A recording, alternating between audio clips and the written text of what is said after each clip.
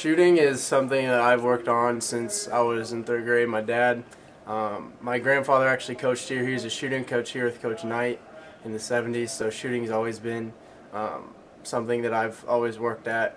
My dad never let me shoot threes until I was in 7th grade, that kind of thing, so it's kind of real fundamental for me. So I'm very critical about my shot. I know when something's wrong with it, and I take it very seriously, so it's something that I've incorporated in my game where I can use it as like a weapon. You know, it's one of my better aspects of my game. What's the most important thing in being an accurate shooter?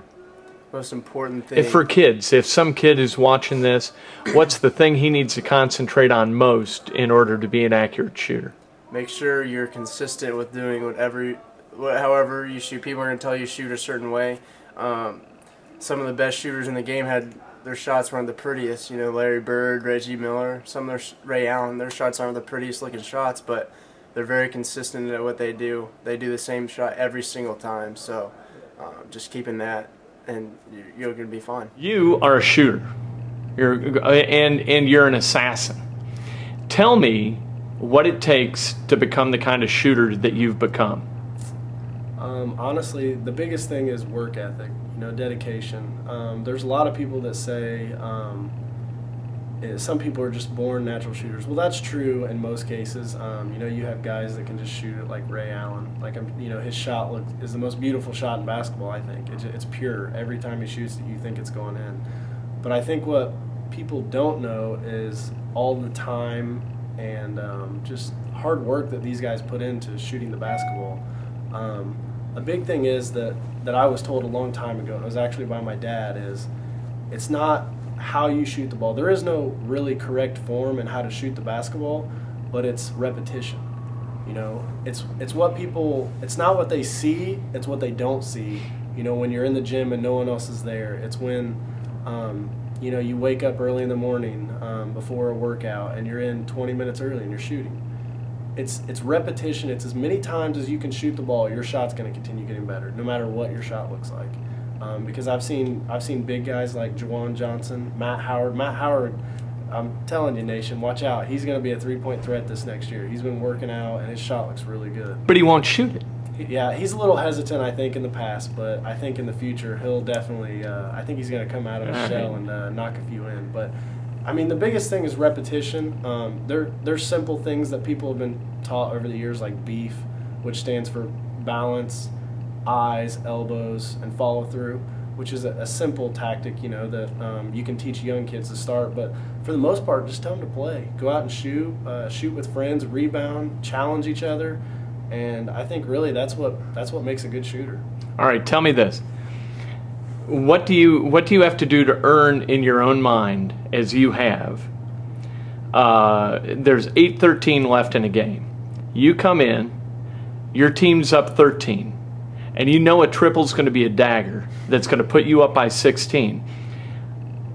I've seen you do this maybe a half dozen times over the past 2 years, where you'll come in, you'll bring it up, and you're jacking from about 22, and you nail it, and the game's over. You know that 13-16 with 8 minutes left is demoralizing. Yeah. And you're more than willing to take that shot, and I'm sure Brad gives you the green light to take it.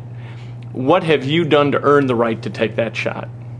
Repetition. It goes back to it. I mean, I prove it throughout practice.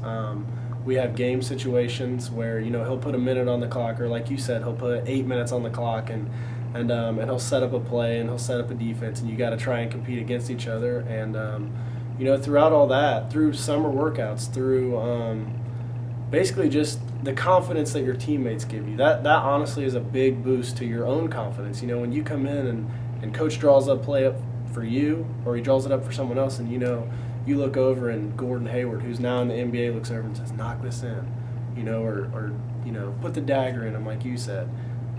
Really, your teammates can give you a lot of confidence, but I think, like you said, it comes from within yourself. Knowing that you've put in the work to deserve success is a big key. When did you know you were, and I'm going to go ahead and say you're a great shooter. You don't have to do it for yourself, but when did you know that you were a great shooter? Well, I don't think it was really until probably junior high.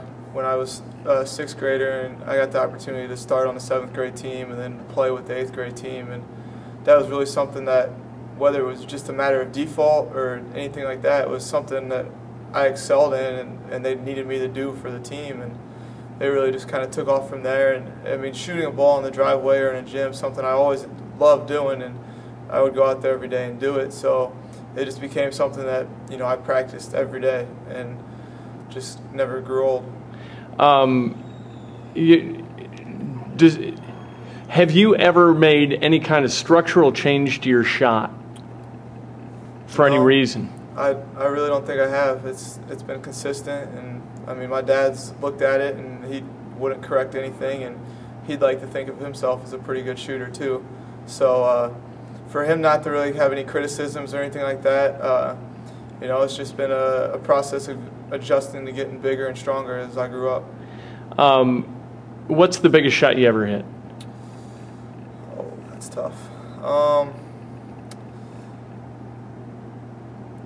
It would probably have to be a 3 to seal our sectional my junior year of high school, I believe.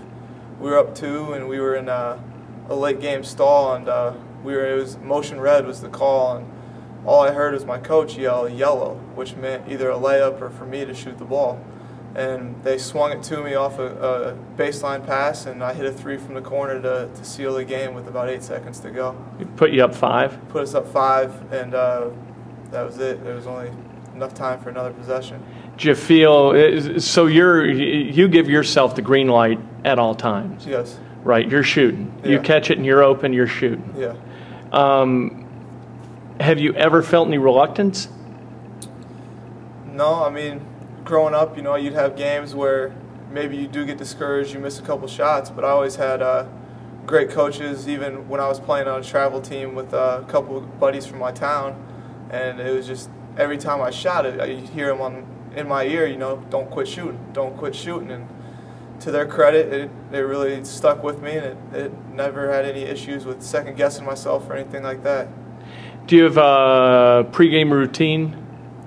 Not really. You know, I like to try and be the first one out there and try and get shots up before everybody else gets out there and it gets all crowded, because, you know, you got to give the other team half the court to work out with. But I just like to get out there early, get reps up, and have a manager just rapid fire, knock down some shots, and then get to the free throw line and really just get in a groove. Do you have a certain number?